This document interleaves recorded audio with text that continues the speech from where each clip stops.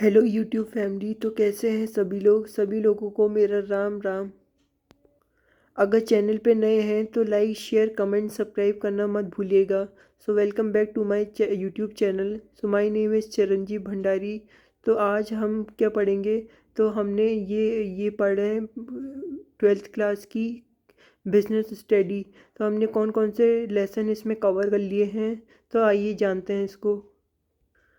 तो पहला लेसन हमने पढ़ लिया nature and significant of management पढ़ लिया हमने।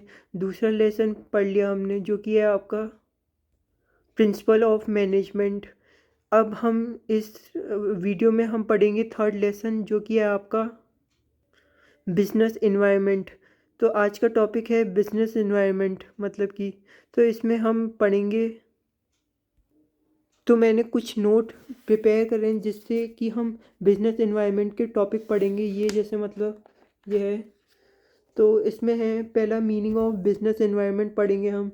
Feature characteristic of business environment पढ़ेंगे and importance of business environment पढ़ेंगे। तो चलिए वीडियो को देर ना करते हुए हम वीडियो को स्टार्ट करते हैं। तो पहले पढ़ेंगे मीनिंग ऑफ बिजनेस एनवायरनमेंट। तो चलिए, business environment can deal the as the force factor institute with which the businessman has to deal with to achieve its object. तो क्या है business environment in general word we can say that business environment is the surrounding in which business exist everywhere any businessman is operating or working, then he has to interact with customer supplier and he has to perform the transaction within the rule and regulation of government. All the person institute policy form a part of business environment. In other words, we can say business environment means the sum total of individual institute and other force that are outside control of business enterprise but may perform the but that may affect the performance. तो ये क्या कह रहा है? ये कह रहा है कि बिजनेस एनवायरनमेंट को डील करना पड़ता है, फैक्टर्स करना पड़ता है, फोर्स करना पड़ता है institute with which business has to deal. मतलब कि फोर्स फैक्टर जो आउटसाइड फोर्स फैक्टर्स होते हैं, मतलब आते हैं जो कि बाहरी इन्वायरमेंट से आते हैं, उससे डील करना पड़ता है इसको, बिजनेस एनवायरनमेंट को। मतलब कि आपका और इसको मतलब इसमें ये होता है interaction with customer supplier. Customer तो बिजनेसमैन को कस्टमर से डील करना पड़ता है, सप्लायर से डील करना पड़ता है, उनके साथ इंटरेक्ट करना पड़ता है। जो भी उनकी ज़रूरत होती है उनको फुलफ़िल करना होता है, तभी वो अपना गोल अचीव कर पाएंगे, मतलब बिजनेसमैन मतलब कि। तो इस पॉइंट से हम ये समझते हैं मतलब कि आपका। तो चलिए बात कर लेते हैं हम फीचर्स की। फीचर्स इसके कुछ फीचर्स हैं, पॉइंट हैं जो कि हम मतलब जो कि हम डिटेल में समझाएंगे आपको। तो चलिए स्टार्ट करते हैं। तो पहला है all the factors all the external force. Business environment include all the factor institute and factors which directly और indirectly affect the business organization. तो एक्सटर्नल, जैसे कि मैंने पहले ही कहा था कि एक्सटर्नल फोर्स से इफेक्ट हो सकता है बिजनेस आपका। तो ये पॉइंट ये कहना चाहता है।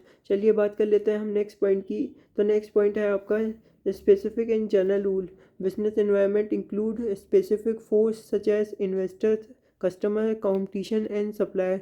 Non-human or general force are social, legal, technological, political, etc., with which the business indirectly affect. A specific force affect a particular business, but general force affect almost all the business environment. तो ये क्या कह रहा है? Specific force, specific course क्या क्या है इसमें? मतलब कि आपका एक तो इन्वेस्टर, कस्टमर्स, कॉम्पिटिटर है और सप्लायर है। और जो आपका जनरल फोर्स है वो कौन कौन से हैं? वो हैं आपके लीगल, टेक्नोलॉजिकल, पॉलिटिकल हो गए और सोशल हो गए। तो क्या होता है? स्पेसिफिक फोर्स तो आपके बिजनेस को इनडायरेक्टली इफेक्ट करता है, मतलब कि भाई डायरेक्टली इफेक्ट नहीं करता है, लेकिन जनरल फोर्स क्या करता है? जनरल फोर्स आपके आपके बिजनेस को डायरेक्टली इफेक्ट करता है। तो ये पॉइंट से ये समझ में आता है। तो चलिए बात कर लेते हैं हम नेक्स्ट पॉइंट की, uncertainty. It is very difficult to predict the change of sorry to predict the change of business environment is changing very fast. For example, in IT sector, fashion industry, frequent and fast changes are taking place. तो uncertainty होती है एक business में, हमें पता नहीं होता कि इन फ्यूचर क्या होने वाला है, हमें वो प्रेडिक्ट करना पड़ता है, उसी के अकॉर्डिंग हमें डिसीजन लेने पड़ते हैं। तो ये पॉइंट से ये कहना चाहता है, मतलब कि ये पॉइंट। तो चलिए बात कर लेते हैं हम नेक्स्ट पॉइंट की। तो नेक्स्ट पॉइंट है आपका dynamic. Dynamic business environment is highly flexible and keep changing. It is static or rigid. That is why it is essential to monitor and scan the business environment continuously। तो मतलब क्या है, कहना चाहता है ये पॉइंट, हाईली ये dynamic होता है, जो भी बिजनेस इन्वायरमेंट आपका फ्लेक्सिबल होता है, स्टैटिक होता है, रिजिड होता है, मतलब ठोस होता है, और क्या कहते हैं इसको, हर समय स्कैन करना ज़रूरी हो जाता है, नहीं तो आपका बिजनेस सरवाइव नहीं कर पाएगा इस बिजनेस एनवायरनमेंट में, मतलब कि जो कि आपका। तो चलिए बात कर लेते हैं हम नेक्स्ट पॉइंट की। तो नेक्स्ट पॉइंट है आपका complex. It is very difficult to understand the impact of business environment on the company. All through it is easy to scan the business, but it is very difficult to know how these changes will influence business decision. Sometimes changes may be minor, but it might have the large impact। तो मतलब क्या होता है, ये complex होता है और ये बहुत मुश्किल हो जाता है समझना कि क्या चेंजेस हो रहे हैं हमारे बिजनेस में, मतलब बिजनेस में थ्रू दी बिजनेस एनवायरनमेंट, मतलब कि आपका हो गया। और इससे बिजनेस डिसीजन भी इन्फ्लुएंस होते हैं इस एनवायरनमेंट से, बिजनेस एनवायरनमेंट से। और इसमें क्या होता है, फॉर एग्जांपल के तौर पे समझते हैं, एग्जांपल से समझते हैं, मतलब कि a change in government policy to increase the tax rate by 5% may affect the income of the company by large amount। तो मतलब कि अगर गवर्नमेंट के टैक्स अगर 5% बढ़ गए, तो जिससे कि आपके प्रॉफिट में प्रॉफिट को इफ़ेक्ट पड़ेगा, जो भी बिजनेस का प्रॉफिट है उसको इफ़ेक्ट पड़ेगा, उसको ज़्यादा टैक्स देना पड़ेगा। तो क्या होता है, गवर्नमेंट पॉलिसीज़ जो भी अगर वो होगी, वो तो बिजनेस एक्सटर्नल बिजनेस इन्वायरमेंट हो गया, जो कि आपकी इंटरनल बिजनेस इन्वायरमेंट को इफ़ेक्ट करता है। तो डिसीजन मेकिंग बहुत इंपॉर्टेंट हो जाता है इस पॉइंट में, मतलब कि इस पॉइंट से ये समझ में आता है हमें, मतलब कि। तो चलिए बात कर लेते हैं हम आखिरी टॉपिक की। तो वो है आपका इम्पोर्टेंस ऑफ बिजनेस इन्वायरमेंट। तो इसमें कुछ पॉइंट है जो कि हम मतलब समझेंगे डिटेल में। तो पहला पॉइंट है आपका enable the firm to identify opportunity and getting the first mover advantage. The businessman who are able to understand scan the opportunity of business environment at earlier stage, they get maximum benefit, और they can capture a high share in the market. They can go much ahead of their competitor. Such for इस मतलब इस point से क्या समझ में आता है, चलिए विस्तार से हम समझते हैं इस पॉइंट को। तो बिजनेसमैन को क्या होता है, अपॉर्चुनिटी स्कैन करनी होती है, मतलब उसको जितनी जितनी भी अपॉर्चुनिटी उसको समझनी होती है बिजनेस, तभी वो बिजनेस सरवाइव करेगा इन द मार्केट। इसको एग्जांपल के तौर पे समझते हैं, एग्जांपल से समझते हैं, मतलब कि आपका जैसे मारुति ने क्या लोगों की ज़रूरत को समझ लिया, और मतलब कि एक कार लॉन्च करी, क्योंकि पेट्रोल के दाम भी बढ़ रहे थे उस समय, मारुति ने अपनी मारुति 800 लॉन्च करी, जिससे कि कॉम्पैक्ट भी है, स्मॉल भी है, कहीं भी ड्राइव कर सकते हैं, और माइलेज भी अच्छा खासा दे देती है। तो उन्होंने मारुति वालों ने ज़रूरत को समझा, लोगों की ज़रूरत को, इसलिए उन्होंने अपॉर्चुनिटी ग्रेसअप कर ली, मतलब ले ली, और उनके उनके लिए एडवांटेज हो गया, मतलब ये अपॉर्चुनिटी, मतलब। तो इस पॉइंट से ये समझते हैं, मतलब कि। तो चलिए बात करते हैं हम नेक्स्ट पॉइंट की। Help the firm to identify the threats and earlier warning signal। The business who are able to scan and understand the business environment on time, they get a warning signal to deal with constant or negative policy of business environment। Timely scanning of business environment and qualitative information which the businessmen get is taken as a warning signal, and change in the company are made। तो उसके बाद example है, मतलब कि for example an scanning the business environment, the Maruti डॉग यार्ड company got the qualitative information that more foreign foreign car manufacturing companies are going to set up their business in India.